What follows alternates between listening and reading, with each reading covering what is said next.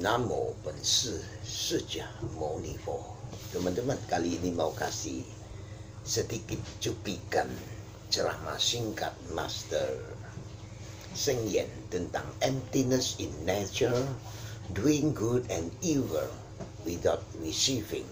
Ya, bahwa segala sesuatu di dunia ini timbul dan lenyap karena sebab dan kondisi. Ya, tiada sesuatu yang tak berubah atau permanen. Sekarang coba kita lihat satu kehidupan manusia lah. Ya, dalam satu kehidupan manusia kita ambil contoh ya. Ya, kita sering ya istilahnya berperan, berpanggung sandiwara lah istilahnya ya, seiring ya dengan kehidupan, dan sering berubah kan ada istilah dunia ini panggung sandiwara ya.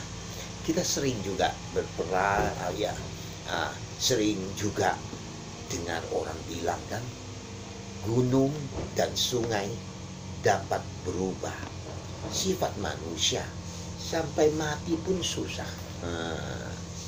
Tampaknya kita dilahirkan dengan takdir kita lah. Kepribadian dan masa depan sudah terbagi, atau yang ya ideal lah. Itu akan menyebabkan fatalisme jika takdir seseorang sudah diputuskan atau ditentukan sejak lahir. Ya, kalau buat umat Buddha kita bisa menciptakan kebaikan ya, dan karma buruk itu belum tentu permanen ya. Jadi maksudnya tadi, kalau memang takdir yang menentukan kehidupan orang itu baik atau buruk, dalam kacamata Buddhis itu bisa kita ubah, tidak permanen, tidak tetap. Ya, setelah menciptakan karma jahat misalnya, beberapa orang mungkin merasa bahwa mereka sudah ditakdirkan untuk masuk neraka, bahkan ya menerima balasan di masa depan istilahnya. Selama kita dapat mengubah pikiran kita dan mengubah diri kita sendiri, ya, kita mengatakan baik. Ada ungkapan ya, forsaking the clever one becomes a Buddha instantly. Fangxia tu tao, li tin chen po. Asal kita mau ngubah, ya kan? Jadi fangxia tu tao di sini bukan golok untuk jagal tadi ya. Nah, kalau itu bisa, artinya kalau kita mau berubah, biar preman juga jadi orang suci ya. Nah, meskipun dia tukang jagal ya, misalnya tukang daging ya kan ya, sejauh ia bisa mau merubah mindsetnya, segera bisa mengubah masa depannya. Membunuh tidak secara definitif menyebabkan kelahiran di neraka, bukan karena dia buat jahat terus dia akan masuk neraka Jahanam misalnya. Selama dia bisa mengubah mindsetnya, pola pikirnya, dia akan mengangkat diri ya dari kejahatan menjadi kebaikan. Kita sering mengatakan bahwa ya, pertobatan seseorang adalah keselamatan seseorang sebenarnya. Artinya dia mau insaf, mau berubah ya, dia tidak akan berbuat lagi. Nah, itu namanya bertobat. Baik yang membawa hadiah, artinya blessing, berkah ya, atau sedang yang buruk seolah-olah dapat yang balasan ya kan, sanjusan pau kan istilahnya ya, pau. Tapi tidak selalu seperti itu begitu. Jadi itu enggak menetap, enggak permanen ya, bisa ubah. Nah, akankah melakukan perbuatan baik? Tentu memberi istilahnya imbalan hadiah berkah, ya. Nah, jika Anda tidak pernah berpikir untuk menerima hadiah misalnya atau berkah, tapi bukankah dalam Buddhisme juga dinyatakan berbuat baik yang tanpa berpikir, artinya tanpa keakuan, ya. Nah, bukankah itu yang sebenarnya saat itu sudah berkah, ya. Nah, contohlah orang bilang yang Fang Lao, ya kan.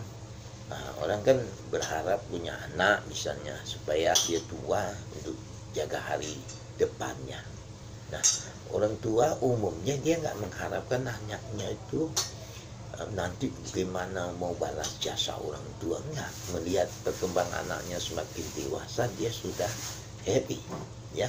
Nah, melihat mereka yang tumbuh dewasa dan tak mengharapkan imbalan dari anak misalnya, jika mereka mau bagus, jika tidak, ya sebagai orang tua tidak kecewa juga, ya kan. Nah, itu berarti berkah, ya, yang Anda terima sebagai istilahnya upah besarin anaknya, ya. Nah, baik itu kebahagiaan atau kepuasan, ya.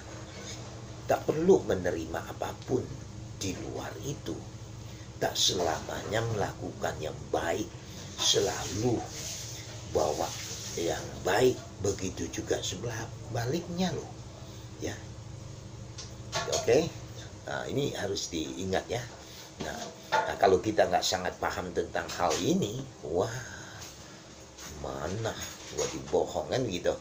Nah, setelah melakukan kejahatan, selama mau ubah pikiran, nah kondisi nanti bisa berubah, ya. Ya seperti yang dikatakan Buddha, sifat dosa adalah kosong, karena itu diciptakan oleh pikiran. Mindsetnya berubah, ya berubah, ya.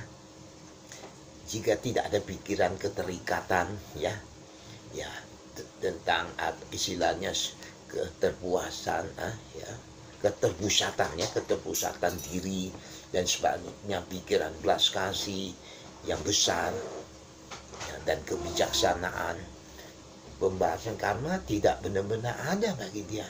Artinya oke lah, lalu terlalu tak bagus dilakukan. Nah, itu kan sekarang dia mau berubah karena dia tahu, ya kan. Nah, jadi Anda tidak akan derita kan. Nah, kalau tahu ngerti kondisi itu, karena perbuatan jahat Anda itu yang pernah dilakukan, ya, misalnya melakukan perbuatan baik melebihi, istilah segenggam garam diceburin ke segentong air, ini efek garamnya nggak terasa, toh. Nah, jadi tidak ada, ya kan, yang efeknya, meskipun itu kan terlalu parah. Tapi kalau kehidupan sekarang dia mau berubah mindset dan mau melakukan, jadi selama kita mau bertekad membalikkan, ya, kejahatan kita di masa lalu, tanpa tekad untuk istilahnya mengajari, ya, kita pasti akan mendapat balasan, oke. Dengan tidak pikirkan, terima imbalan lah istilahnya sebagai balasan, kita pasti akan terhindar dari hal-hal yang negatif. Jadi secara hukum alam itu kan sudah otomatis. Anda tanam singkong tanpa doa pun dia akan tumbuh. Bagus tidak tergantung perawatan Anda. Tapi belum tentu pas baru tanam balik Anda cabut. Jadi satu sebab bisa ada kondisi-kondisi yang mendukung, ya. Ibarat kita di deposit uang, Anda punya niat untuk tarik, ya kan. Memang itu kan tak salah, baik. Tapi kalau Anda berkata, saya beri Anda uang, saya nggak harap balasannya, nggak usah pikirin. Nah, tidak punya niat lah istilahnya. Nah, ini perbuatan baik tanpa minta balas, ya kan? Nah, tapi saat itu sebenarnya Anda melakukan tanpa sifat agung, itu sudah dapat berkah, ya. Jadi istilahnya perbuatan baik tanpa minta imbalan atau kembali, kita tak harapkan, itulah ya blessing berkah kita. Jadi dikondisikan timbul bersifat kosong. Mungkin memang agak sedikit